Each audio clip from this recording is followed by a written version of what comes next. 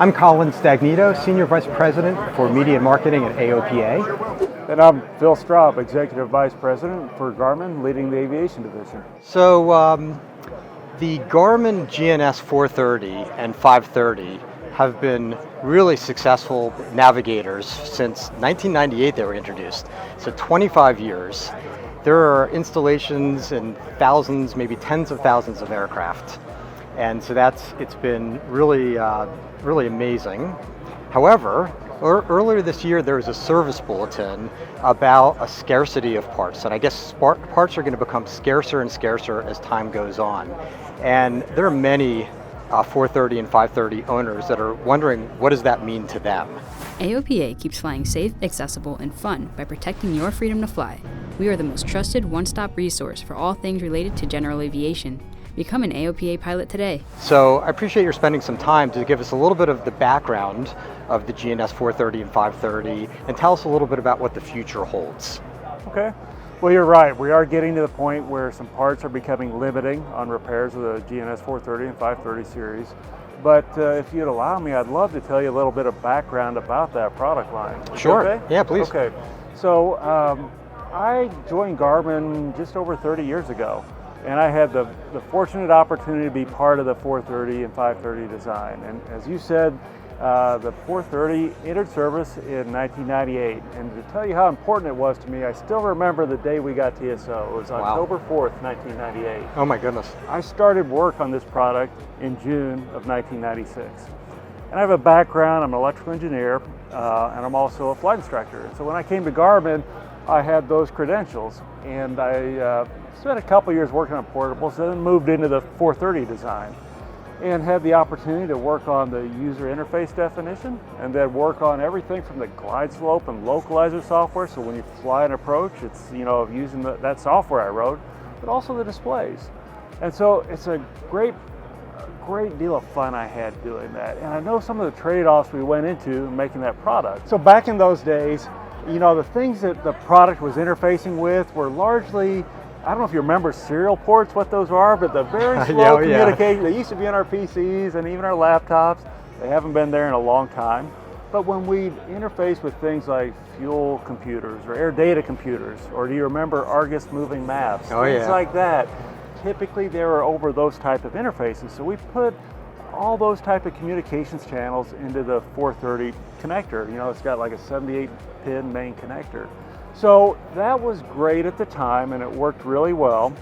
But about 15 years later, somewhere in that time frame, we started working on the next generation of product. And that would have been our GTN navigators, as you know, at this point.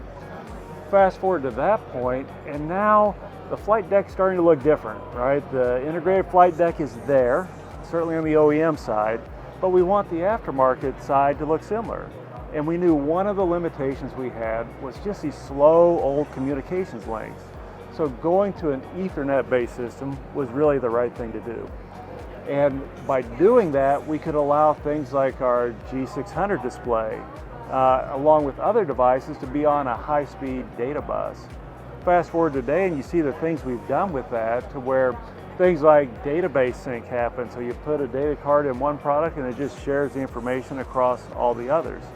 And that's the power of using these high-speed data buses. And you say, well, why is that relevant? Well, the trouble is we had a decision to make. How do we repurpose some of these pins and still maintain the best backwards compatibility we can? And were these decisions that you were making as you were developing the 650? Or? Correct. Okay. So as we're at that point, we're looking back at a hugely successful GNS product line. How do we make it better, and how do we make the transition as easy as possible? Okay. We never really invested heavily in the multifunction display space, but we knew that an IFR navigator with a large display that could be a multifunction display was really the power of where we wanted to go. So as we looked at replacing the 530, what we did was say, a 5-inch display, it's good, but it's not great if you want to put charts on there. Or if you want to do other things like take some of our avionics, like the audio panel and the transponders, and say they really don't need to take panel space. I want to maximize glass in the panel. Let's let those go remote. And so we came to the conclusion that, wow, this might be hard, that it isn't like plug and play form factor wise with a 530, but we think people will appreciate the larger 7-inch display of the 750. That's some of the background of how we got to that point of arrive where we do. And so now it really comes all these years later, it's like, okay, now we're getting to the point with some of the repair capability on the 430, 530, we're running into some limitations. So just to be clear, when did you stop selling the 430 and the 530? Oh, that's a great question. Oh goodness. So we introduced the GTN in 2011, and so it was a transition, so over the next 1 to 2 years where we started to scale it back. OEMs take longer to switch, so I know it stayed in production longer for them, and then the aftermarket started to switch a little bit earlier that way. So it's been substantially 10 years since you've certainly last sold been these 10 products. Years, yeah. Okay. And you know, honestly, you mentioned tens of thousands of airplanes. We're over 120,000, GNSs in the field. Wow. It's a lot. You know, when I go back 30 years ago, I could have never dreamed that it would have become that. It's been very gratifying for customers to put their faith in our products that way. And as I've said, as a pilot, I've flown many instrument approaches down to minimums thinking, I am flying some of my own code there. No kidding. Wow. And that's a pretty gratifying feeling. 120,000 installations is accurate. It's actually amazing. around 125. Okay. Well, that's pretty impressive. However, it means that there are possibly 100,000 people who have the same question that I have. And that question is, okay, either I own a 430 and something breaks on it, how long will I be able to repair it? Or I own a 530 and something breaks on it, how long will I be able to repair that? How long are these going to be serviceable? Do you have any sense of that? Let me hit that head on, because it's not a bright line. You have to think about like the GNS 430. We started the design in the middle 90s, around that time frame, and it was using components that were already somewhat mature, Intel 386 processors, do you remember those? Yeah. But even older ones from the automotive industry that were from the 80s. So we have done various lifetime buys throughout the product history, trying to think about how do we have this ideal of support for many years after the end of production that way. And what we're ending up at is some of those buys that we did a long time ago, we just didn't know how long we'd need to buy, and we're coming short on. One of the challenges is with the 430 display. You look at that, at the time it was an awesome display, but now you can see it's a pretty legacy display. So there's really no practical way to retool that display. So that's becoming a limiting factor on the 430. So it wouldn't be economically feasible to develop a new display just to put in a 430. Well, no, and the thing we always look for is, it's got to have the same viewing angle and the same characteristics and all that. So to get a drop-in display to where it doesn't require software changes, or hardware, which then drive STC updates or type certificate updates. That's what you're always trying to struggle around, is do that. So in other words, it's complicated. It's complicated, but I will tell you, like on the 530, a much more standard 5-inch quarter VGA display. I laugh because that sounded great at the time, but it sounds old now. We actually retooled a new display on that because the original display went out of production, and long after even the 530 was out of production, we could no longer get that display. So we invested a lot of NRE. I'm not going to tell you how much we had to pay a display vendor to retool a quarter VGA display so that we could keep just support going for the 530. So we're doing all those type of things. And what we're really focused on now is we're offering programs. We want buyback programs that could be a trade-in. For example, bring the 430 to us in exchange for a GTN, and we'll give you a promotional credit for that, but we want the old product, because what we will do is we'll take usable components like that display off the 430, validate that they're still good, and then it'll allow us to keep support and repair going on the legacy product that way. Because our goal is to keep that going as long as we can possibly do. We don't want people to feel like they have to go to a new product, but we're trying to make it options, win-win, so that you can get there if you want to, and that by us getting those parts back, we can keep the existing fleet of GNSs going longer. So I hope that's win-win. How does somebody find out about that trade-in program? Is it on the website? Do they have to call Garmin? Yeah, we'll be putting out e-blast about those and communicating to folks that we know. And then obviously our dealers that we work through will have all this information, and then you'll work through a dealer to work those scheduled updates. And so the same sort of program for the 430 and the 530? Yeah, it'll be a little bit different. I think we'll be able to give a little bigger incentive probably on some of the bigger products like the 750.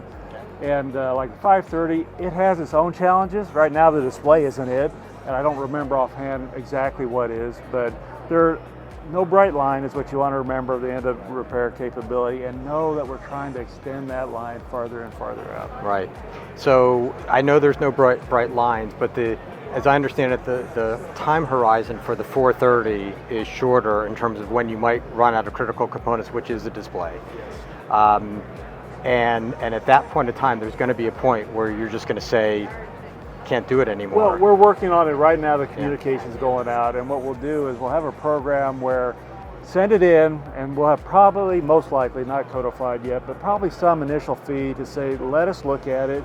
If we can repair it, then we'll just credit that fee towards the repair, and then do that work and send the product back to you. Okay. How fully informed are your dealers on the situation?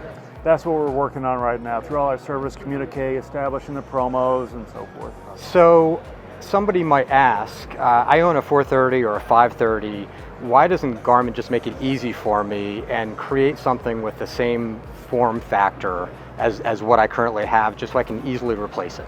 That's a very fair question, a good question, so I'm glad you asked it. And the challenge for us would be just the amount of design NRE that goes into doing that. And we could do that, but I don't know how much effort that would be or cost that would be off the top of my head. But now, as you go to latest regulations, we're dealing with things like cybersecurity, the latest in perf and lightning, and all those type of design qualifications that we'd have to put into a slide-in replacement. And then it would go into the legacy panel that way, and then you wouldn't have this capability of like Ethernet, 100 megabit per second Ethernet communications versus 9600 baud. You'd have this old wiring. And so we look at that and say, it's technically possible, but would it be of interest to people in the end once we did that? And said, this is what it takes for all the development effort, and would you want to spend that money just to have something that slides in, but then has all these limitations? Right. So I guess that speaks to the sort of the business question that you have to ask, which is where's the line between great customer service and creating a product that's not economically viable either for Garmin or for the customer? And how have you wrestled with that answer? Or is it just pretty obvious? Like I said, you're always making these trade-offs, and I feel like the direction was set in this, about 15 years ago, when we really wrestled with how much direct backwards compatibility do we have. Yeah. And probably since that point, it's been really hard to turn back and say, would I? And I'll be honest with you, we've asked ourselves again and again, would we do that? And every time we look at the cost of the development schedule and time, and then the trade-offs of what you don't get, we just think that customers would not in the end be happy about that. So let's say somebody owns a 430 and now you're at the point where you have no more displays. So they go to their dealer and they can't, no more displays. Does it make sense for that individual to buy another used 430 and slide it in? I think that's a personal decision they'll have to make. It has really surprised me how high the residual value of these products has been as people have done upgrades and trading in other products. So I think you will see a used market of these products out there for a long time. And I would say personally, I would love to get those products back, because as I shared with you, I'd love to take the components out of that are still good, like displays or whatever else we need, and recycle those back in our inventory so that we can extend repairs on the product and keep them going longer. But I really believe people have that option that way, whether we can extend the repairs or whether they look at just an existing used product to replace it with. All right, well, thank you very much, Phil. I think that anybody watching this probably figures it's a very easy question and answer. I have a 430, I have a 530, it breaks, maybe at some point in time parts are scarce, why doesn't Garmin just make new parts?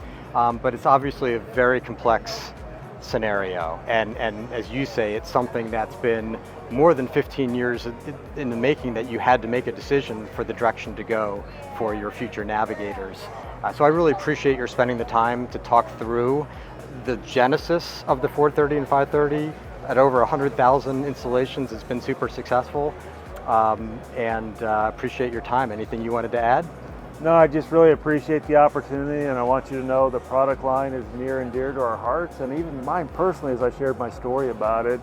and we want to keep these products going as long as we can possibly do. You've got our commitment to do that. And again, just thanks for the chance to talk about it. Thank you very much. Yeah.